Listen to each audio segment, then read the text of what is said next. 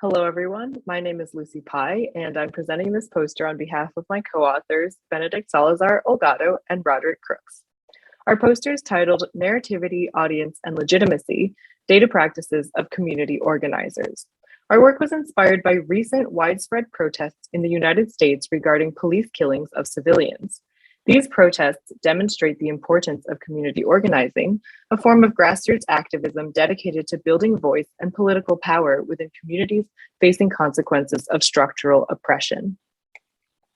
Community organizers are paradoxically using data as a political tool while also frequently criticizing datafication for the ways it harms their communities.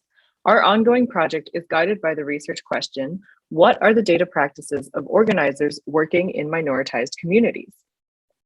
This late-breaking work reports on the first 9 interviews we conducted out of a planned 100 interviews in an ongoing study. Approaching our data with a focus on narrative, we saw that the data practices centered on the act of legitimation oriented towards different audiences. This included legitimizing the work to oneself, legitimizing the need for change within the community, legitimizing the position of organizers within the community, legitimizing claims against the state, legitimizing claims to policymakers, legitimizing requests to funders, and legitimizing lived experience. One participant shared a quote that showed how she used data practices to legitimize her work to herself. She said, the data is like, okay, there's 150 people in my Slack cheerleading this work. There's 100 people donating, 7,000 Twitter followers, and all of that is anti-burnout fuel. Regarding legitimizing requests to funders, a respondent was simultaneously critical of data collection for institutional fundraising while recognizing its necessity, noting that data was a tool of the nonprofit industrial complex to get me the funding I needed. Legitimizing lived experience was a fraught use of data practices.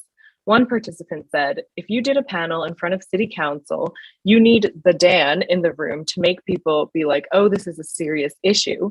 But I feel like that is also perpetuating white supremacy, because it's like you need that white guy academic in the room for them to all of a sudden care about evictions. And these are just a few that we're highlighting in the presentation, but you can read more in our paper.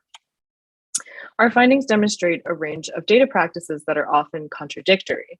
And rather than attempt to resolve these contradictions, we follow academic discussions of the concept of double binds to take contradiction as a productive lens for analysis.